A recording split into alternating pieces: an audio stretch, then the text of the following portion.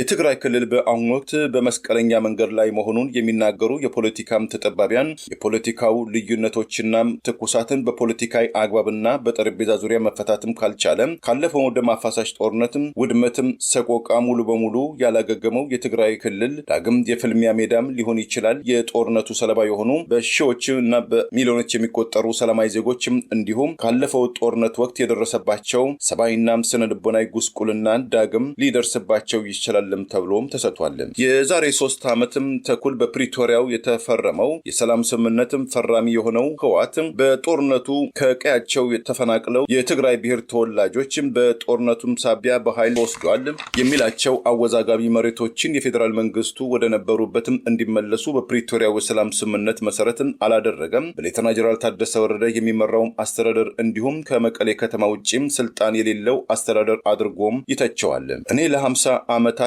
በተነገረኝ ሳይሆን ባመንኩበትም ጉዳይም ታግያለሁ፣ ሰርቻለሁ። የህወሓት ማዕከላዊ ኮሚቴም ቀድሞ የሰሜን ኢትዮጵያ ጦርነት የነበረውን ምክር ቤትም ዳግም ወደ ተግባር ማምጣት ማለትም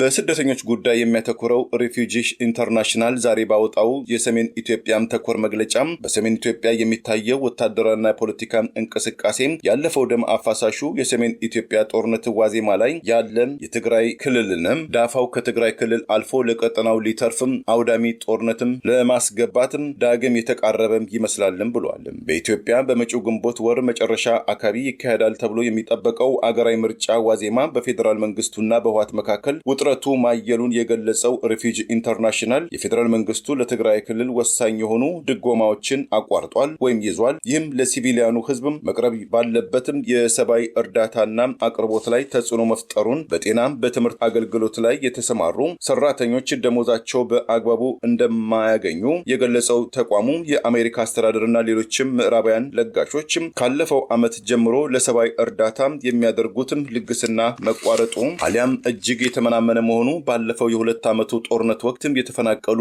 1 ሚሊዮን የሚጠጉ የሀገር ውስጥም ተፈናቃዮችም ዛሬም በችግር አረንቋ ውስጥም እንደሚገኙ ሊዘነጋም አይገባም ብለዋል። የሱዳን ወታደራዊ ኃይል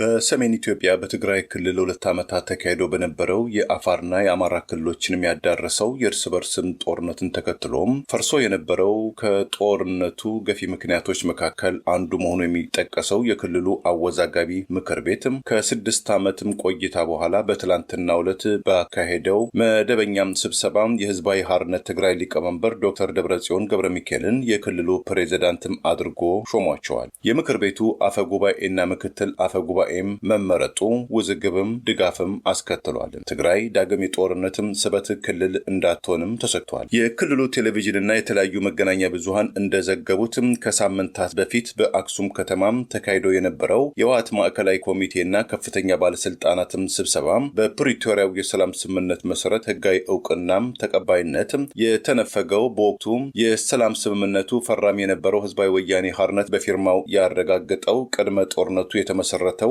አወዛጋቢው የክልሉ ምክር ቤትን ዳግም ነፍስም ዘርቶበታል። በሌተና ጀነራል ታደሰ ወረደ የሚመራው የክልሉ የሽግግር መንግስትን ወደ ጎን በማድረግ አዲሱ ምክር ቤትን የሥራ አስፈጻሚ ኮሚቴዎችን የመምረጥም ስልጣን የተሰጣቸው ዶክተር ደብረጽዮን ገብረሚካኤል በተሰብሳቢዎቹ ዘንድም አብላጫ ይሁንታም ሲያገኙ አንድ ተሰብሳቢም ተቃውሟቸውን አሰምተዋል። 3 ተሳታፊዎችም በድምጽ ታቅቦ ልዩነታቸውን ገልጸዋል። መቀሌ ከተማ ውስጥም የተካሄደው 6ኛው የትግራይ ክልል ምክር ቤትም 6ኛ መደበኛ ስብሰባም ወይዘሮ ኪሮስ ሀጎስን እና ወይዘሮ ምህረት በረሄን በአፈጉባኤና በምክትል አፈጉባኤ የመረጠ ሲሆን ዶክተር ደብረጽዮንና ሁለቱም አፈጉባኤዎችም ቃለ መሐላ መፈጸማቸውን የክልሉ መገናኛ ብዙሃን ገልጸዋል። ለደም አፋሳሹ የሰሜን ኢትዮጵያ ጦርነት ዋነኛ ምክንያት ከሆኑት መካከል አንዱ የሆነው በወርሃ መስከረም 2020 ኤሮፓ አቆጣጠር ያለ ብሔራዊ ምርጫ ቦርድ እውቅና በትግራይ ክልል የተካሄደው ምርጫን እና የተዋቀረው ምክር ቤትን በፕሪቶሪያው የሰላም ስምምነት ወቅት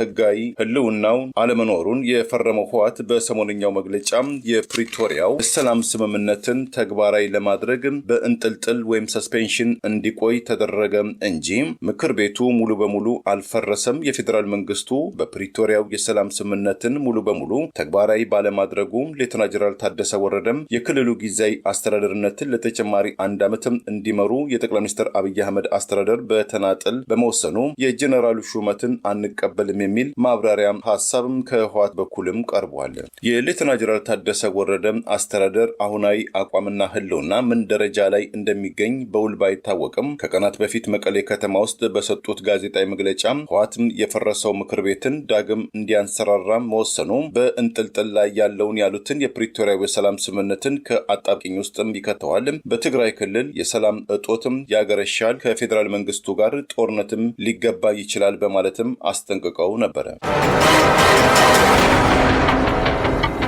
የህወሓት አመራሮችም የትግራይ ምክር ቤትን አመራሮችን ከመምረጣቸው ቀደም ብሎ ሰኞ ምሽት በአካባቢው የሰዓት አቆጣጠር 2 ሰዓትም ተኩል ላይ በመቀሌ በክልሉ አስተዳደር ዋና ጽሕፈት ቤት መንገድ ላይ ቦምብ የፈነዳም ሲሆን የመቀሌ ፖሊስም ቃል አቀባይ ለመገናኛ ብዙሃን በሰጡትም አስተያየት ከቦምቡ ፍንዳታ ጀርባ የነማን እጆች እንዳለበት ምርመራ እየተካሄደ መሆኑንና ፍንዳታው በተከሰተበትም ጎዳና ላይ ፖሊስም ክልከላ ማካሄዱንም አስታውቀዋል። ከዚህም በተጨማሪ ህወሓት የቀድሞ የክልሉ ምክር ቤት አባላትን መቀሌ ከተማ ውስጥ ለስብሰባ ከጠራበት በፊት ንብረትነታቸው ኢትዮጵያ አየር ኃይል የሆኑ 2 ተዋጊ ጀቶች በመቀሌ ከተማ ሰማይ ላይ ለመጀመሪያ ጊዜም ዝቅ ብለው ሲበሩ መታየታቸው ምንም እንኳን ጥቃት ባይፈጸምም በነዋሪው ህዝብ ዘንድ ምን ሊከሰት ነው የሚል ብርቱ ስጋትና ድንጋጤ መፍጠሩም ተሰምቷል። የመቀሌው ጉባኤም እውቅና የነፈጋቸው የሌተና ጀነራል ታደሰ ወረደ አስተዳደር ሰኞ ዕለት ባወጣው መግለጫ የትግራይ ክልል በሰላምና በጦርነትም መካከል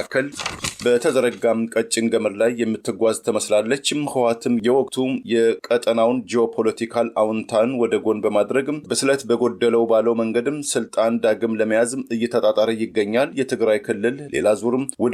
ውድቀትን መሸከም አይችልም። ዳግም በትግራይ ክልል የደም ጎርፍም እንዳይከሰትም ህዝቡ የእምቢተኝነት እርምጃ ሊወስድ ይገባል የሚል ጥሪ ጀነራሉም አቅርበው ነበር። የአውሮፓ ህብረት፣ የእንግሊዝ መንግስት፣ የትግራይ ክልል ተቃዋሚ ፓርቲዎችና የክልሉ ምሁራኖች በየፊናቸው ሰሞኑን ባወጡት መግለጫ በትግራይ ክልል የሚታየው የፖለቲካም ትኩሳት በአስቸኳይ እልባትን ካልተሰጠው ዳፋው ከክልሉም አልፎ ለቀጠናው ይተርፋል። ተጨማሪም በመቶ ሺዎች የሚቆጠሩ ሰላማዊ ዜጎች ሞት፣ በሚሊዮኖች ለሚቆጠሩ መፈናቀል፣ በቢሊዮን ዶላር ለሚቆጠር የንብረት ውድመትም ሊከሰት ይችላል በማለትም አስጠንቅቀዋል። ዘላቂነቱና ተቀባይነቱ ባይታወቅም በአሁኖትም በትግራይ ክልል በአንድ ሰማይ ስርም 2 መንግስታትን የተፈጠሩም ሲሆን እርሱም የ1 ዓመት የሥራ ጊዜውን ጨርሶም ለተጨማሪ ዓመት የስልጣን ዘመን በቅርቡ አዲስ አበባ ላይ ቡራኬ ያገኘው በሌተና ጀነራል ታደሰ ወረደ የሚመራው የጊዜ አስተዳደሩ ሲሆን በሌላ በኩል አጠቃላይ ጉባኤውን በተሰጠው 3 ወራት ጊዜ ውስጥ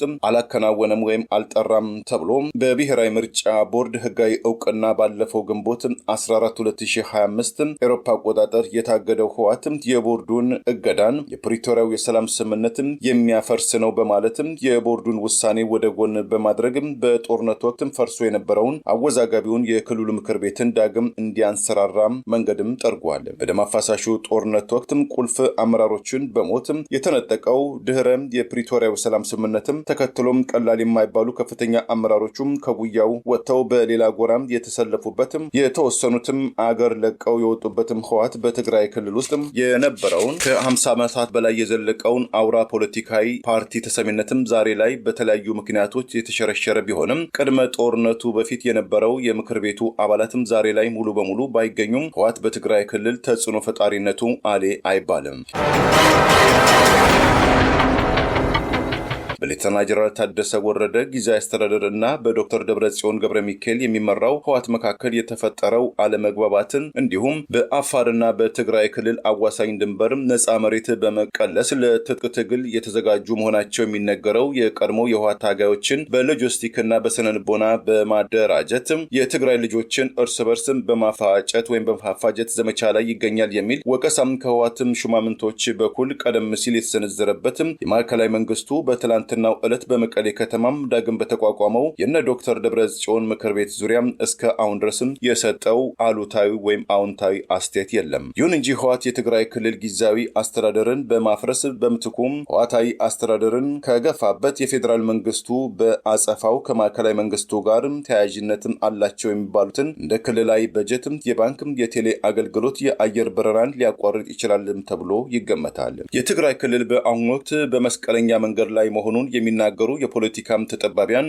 የፖለቲካው ልዩነቶችና ትኩሳትን በፖለቲካዊ አግባብና በጠረጴዛ ዙሪያ መፈታትም ካልቻለ ካለፈው ደም አፋሳሽ ጦርነትም ውድመትም ሰቆቃ ሙሉ በሙሉ ያላገገመው የትግራይ ክልል ዳግም የፍልሚያ ሜዳም ሊሆን ይችላል። የጦርነቱ ሰለባ የሆኑ በሺዎች እና በሚሊዮኖች የሚቆጠሩ ሰላማዊ ዜጎችም እንዲሁም ካለፈው ጦርነት ወቅት የደረሰባቸው ሰብአዊና ስነ ልቦናዊ ጉስቁልና ዳግም ሊደርስባቸው ይችላልም ተብሎም ተሰጥቷል። የዛሬ 3 ዓመትም ተኩል በፕሪቶሪያው የተፈረመው የሰላም ስምምነትም ፈራሚ የሆነው ህወሓት በጦርነቱ ከቀያቸው የተፈናቅለው የትግራይ ብሔር ተወላጆች በጦርነቱም ሳቢያ በኃይል ወስዷል የሚላቸው አወዛጋቢ መሬቶችን የፌዴራል መንግስቱ ወደ ነበሩበትም እንዲመለሱ በፕሪቶሪያው የሰላም ስምምነት መሰረትም አላደረገም። በሌተና ጀነራል ታደሰ ወረደ የሚመራው አስተዳደር እንዲሁም ከመቀሌ ከተማ ውጪም ስልጣን የሌለው አስተዳደር አድርጎም ይተቸዋል። እኔ ለ50 ዓመታትም በተነገረኝ ሳይሆን ባመንኩበትም ጉዳይም ታግያለሁ፣ ሰርቻለሁ። የህወሓት ማዕከላዊ ኮሚቴም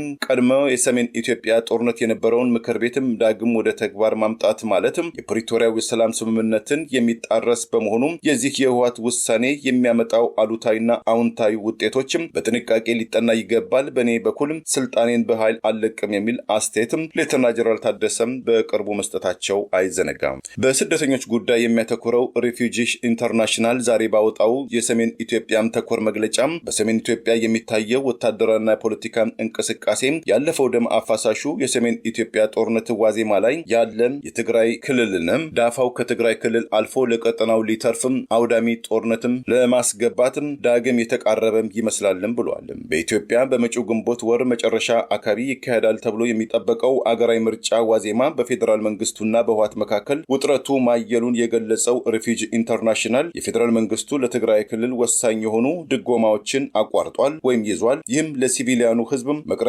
ባለበትም የሰብአዊ እርዳታና አቅርቦት ላይ ተጽዕኖ መፍጠሩን፣ በጤናም በትምህርት አገልግሎት ላይ የተሰማሩ ሰራተኞች ደሞዛቸው በአግባቡ እንደማያገኙ የገለጸው ተቋሙ የአሜሪካ አስተዳደርና ሌሎችም ምዕራባውያን ለጋሾችም ካለፈው ዓመት ጀምሮ ለሰብአዊ እርዳታ የሚያደርጉትም ልግስና መቋረጡ አሊያም እጅግ የተመናመነ መሆኑ ባለፈው የ2 ዓመቱ ጦርነት ወቅትም የተፈናቀሉ 1 ሚሊዮን የሚጠጉ የሀገር ውስጥም ተፈናቃዮችም ዛሬም በችግር አረንቋ ውስጥም እንደሚገኙ ሊዘነጋም አይገባም ብለዋል።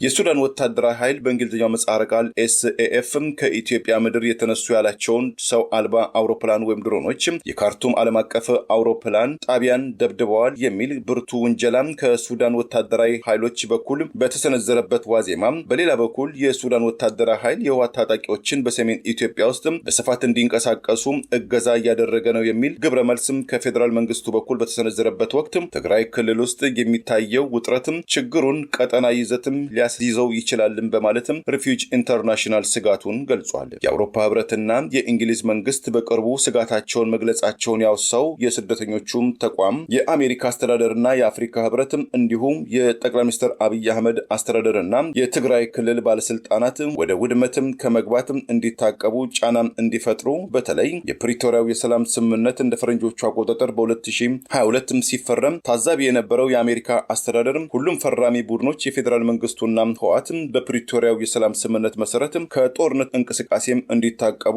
ተፈናቃዮች ወደ ቀያቸው እንዲመለሱ፣ ቅድሚያም ለፖለቲካዊ ውይይትም እንዲሰጡ ጫናም እንዲፈጥር፣ የሰብአዊ እርዳታም እጦት በገባባትም ኢትዮጵያ ውስጥም የትግራይ ክልልም እንዲሁም የሰብአዊ እርዳታው ተቋዳሽም እንዲሆን የአሜሪካ አስተዳደር ሊያረጋግጥ ይገባል ሲል ጥሪ አቅርቧል። የህወሓትም ምክትል ፕሬዚዳንት አማኑኤል አሰፋም ለአጃንስ ፍራንስ ፕሬስ በሰጡትም አስተያየትም በሌተና ጀነራል ታደሰ ወረደ የሚመራው ጊዜያዊ አስተዳደሩ ከዚህ በኋላ ህልውና የለውም አክትሟል ማለታቸውን ተከትሎ በጉዳዩ ዙሪያ ያነጋገራቸው የዛሬ 6 ዓመት የተካሄደውን አወዛጋቢ ምርጫን በብቸኝነትም የታዘቡትም በአፍሪካ ቀንድ ተንታኝ የሆኑትም ኖርዌጂያኑ ፕሮፌሰር ቀጂላ ትሮንሌን ለአጃንስ ፍራንስ ፕሬስ በሰጡትም አስተያየት በትግራይ ክልል ጉዳይ የሚታየው ፖለቲካዊ እንቅስቃሴም በእጅጉ አሳሳቢ ነው። በአዲስ መልክም የተቋቋመው የትግራይ ክልል ምክር ቤት ወደ ድርድር አሊያም ወደ ግጭት የሚያመራ ስለመሆኑ ግልጽ ግልጽ አይደለም። ይህ አካሄድም ትግራይ ክልል በፌዴራል መንግስቱ ውስጥ ጠንካራ የገንዘብና